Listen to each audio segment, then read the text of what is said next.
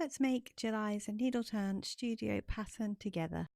This month we're looking at overlapping and joining different colours. So if you look at your template, you'll see you have different pieces. Those include our joining pieces and the pieces that overlap, which are marked with 3 stars. I'm going to show you how to do both techniques, so I'm going to cut out all of my pieces today.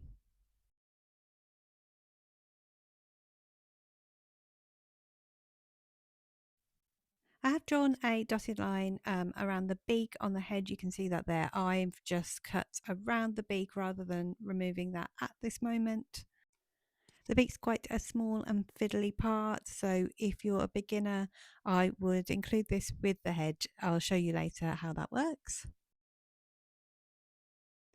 So here you can get an idea of how the pieces fit together and the difference in size between your pieces that will overlap and the pieces that will put together.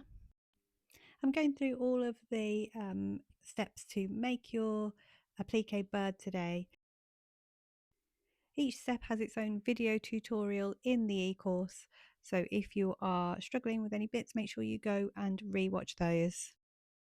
So once you've drawn around your template onto your fabric, you want to cut a 3 to 4 millimeter seam allowance around the edge of your template drawing.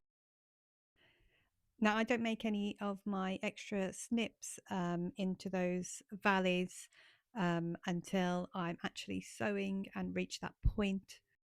This is to minimize the amount the fabric frays. Obviously, the more the fabric frays, the harder it is to get those really nice, neat corners and valleys without extra little threads sort of sticking out. So first of all, I'm going to show you how to put your pieces together side by side. These are the template pieces that don't have your extra little stars on them. So line these up on your fabric and draw around them with the water soluble pen. And then once you've done this, you'll cut your 3 to 4 millimeter seam allowance around the outside of these.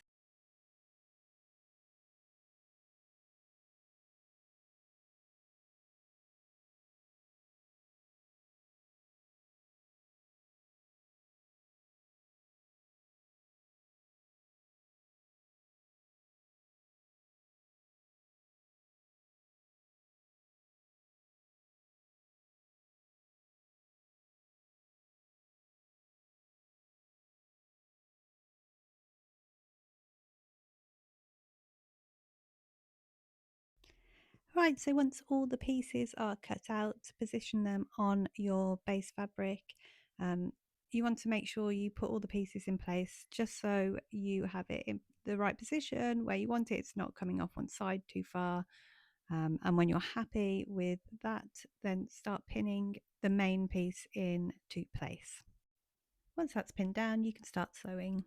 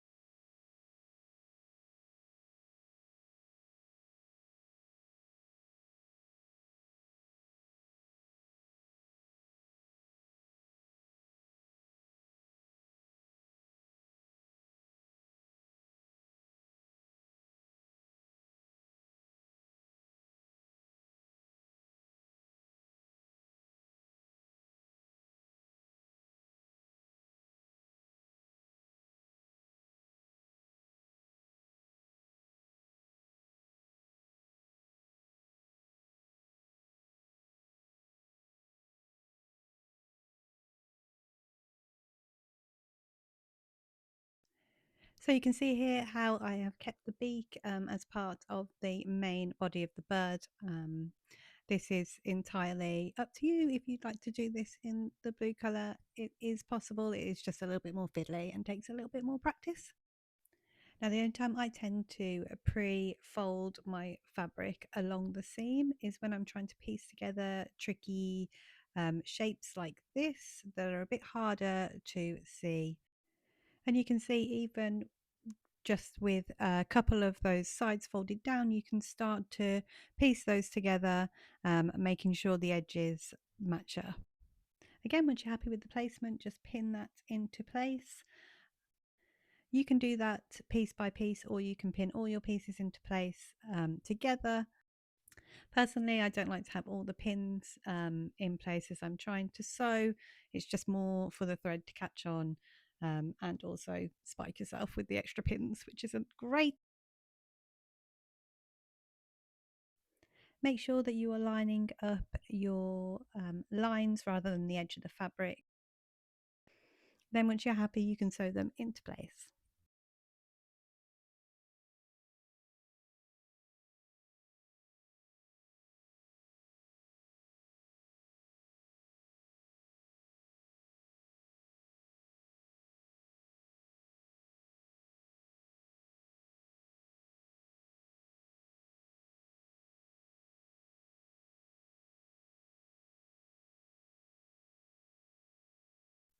And finally, use water to remove your pen lines. I do this with a soft bristled toothbrush as it doesn't saturate the fabric but will still get rid of those lines.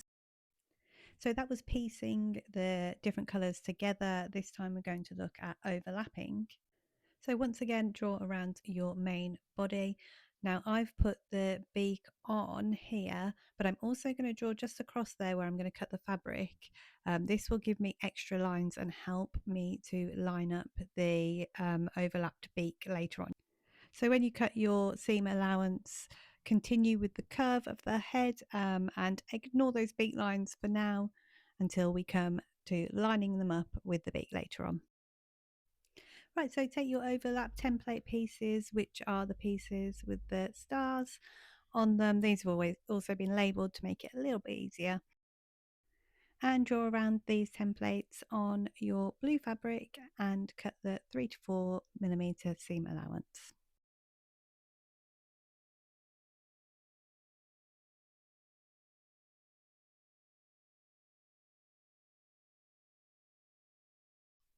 Now, when you're layering your fabrics, you have to think about the order in which you're sewing them down.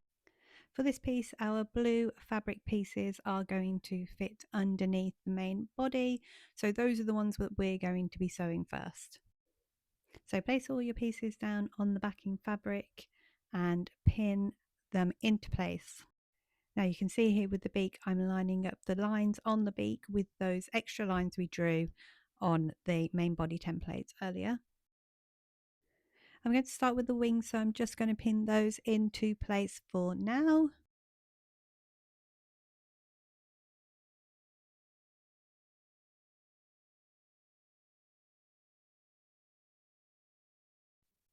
And I have a confession to make. I think I forgot which part I was doing. And I sewed around the entirety of these pieces, which is fine. That's absolutely fine. This will still work. But I did not actually need to do all this extra sewing. Usually the parts of the fabric that will sit underneath the top piece of fabric do not need to be stitched under. They can be left with a raw edge, which saves you some time. Obviously, I just got carried away and decided to sew the entire thing. And honestly, I just love to zone out and listen to a podcast, or have like a TV show in the background. So for me, this is not any time wasted. I'm just enjoying myself at this point.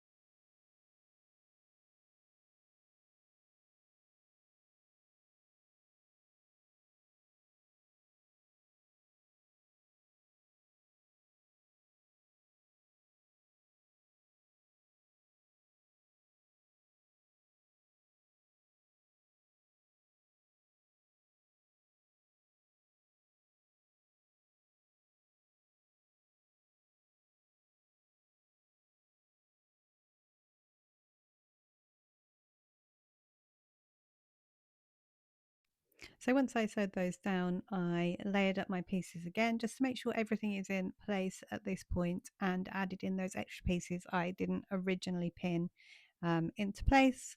You can pin them all into place um, first time. I just tend to feel like the pins get in the way, and I prefer to do piece by piece. Either way is fine. Right, so this time I am just going to do those three sides of the tail, the top, the left hand side, and the bottom. And I'm going to leave that right hand side edge unsewn. We won't see it once it's layered underneath the main body of fabric. And so this is what you would normally do if you were layering your pieces up.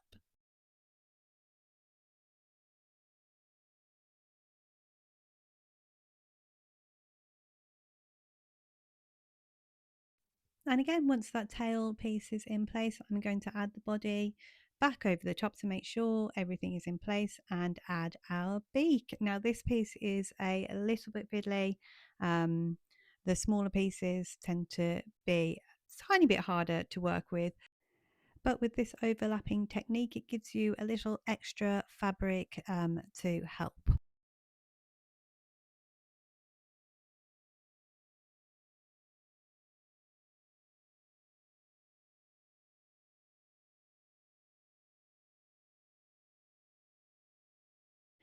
And right, once the blue pieces have all been stitched into place, you can add the top piece of fabric. Make sure everything lines up and stitch this into place.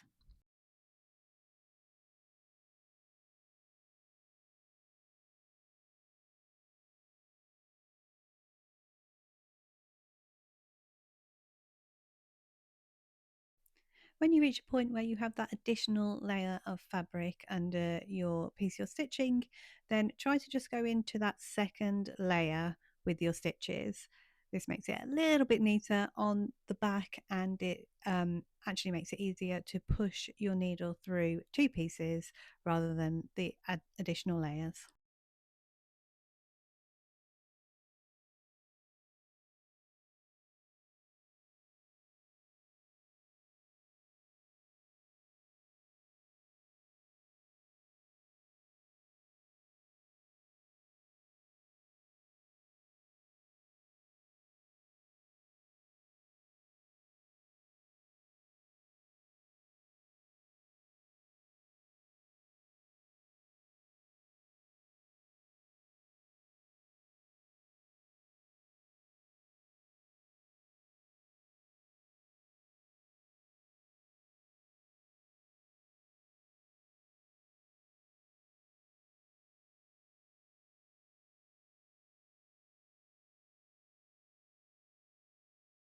And once again, once you have finished sewing all your pieces down, rub that water soluble pen off all of the pieces using water and a toothbrush.